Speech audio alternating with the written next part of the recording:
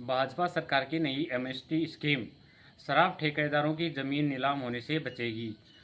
झुंझुनू जिले से 151 केसों में 48.59 करोड़ रुपए एमएसटी स्कीम के तहत बकाया थे, जिनमें इस स्कीम के बाद लगभग 20 करोड़ रुपए की शराब ठेकेदारों को छूट मिलेगी। इसी के साथ अब शराब ठेकेदारों की ज़मीन नीलाम होने से बच सकती है। जिला आबकारी अधिकारी रियाजुद्दीन उस्मान ने बताया कि झुंझुनू जिले में 151 केसों में अब एमनेस्टी स्कीम का फ़ायदा होगा और जल्दी ही लोग आवेदन करके इस ब्याज मुक्त पेनल्टी का फ़ायदा उठा सकेंगे। लोग जल्दी से शराब ठेकेदार जल्दी से जल्दी इस स्कीम के तहत आवेदन करें और लगभग 20 करोड़ रुपए का शराब ठेकेदारों को फ़ायदा होगा।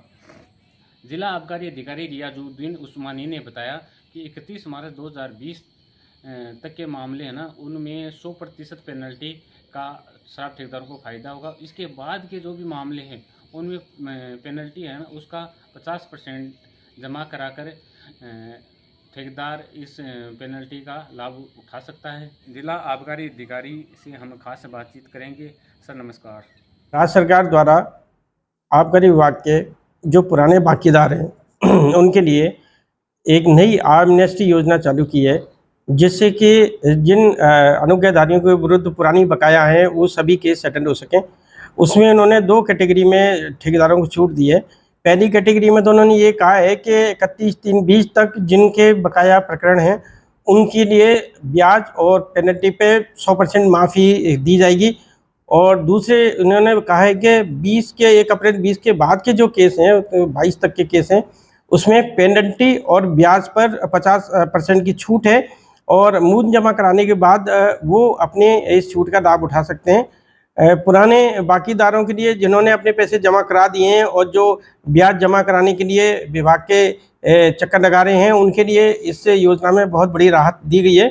उसमें उन्होंने कहा है कि यदि किसी बाकीदार ने पहले मूल जमा करा दिया है तो अब उसको ये प्रमाण प्रस्तुत करने होंगे कि उन्होंने अपनी मूल बकाया राशि जमा करा दी है और अगर उसके ऊपर भी कोई ब्याज शेष है तो वो ब्याज भी माफ़ी योग्य है।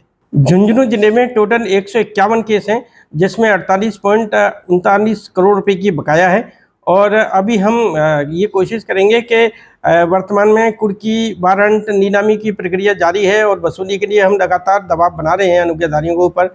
लेकिन नई एमनेस्टी योजना जो आई है उससे राज्य सरकार की इस नीति को हम आगे बढ़ाएंगे कि अनुज्ञाधारियों को बिना किसी परेशानी के, बिना किसी दबाव के वो अपने बकाया जमा करा सकें और जो उन्होंने अभूतपूर्व छूट दी है उसका वो लाभ ले सकें।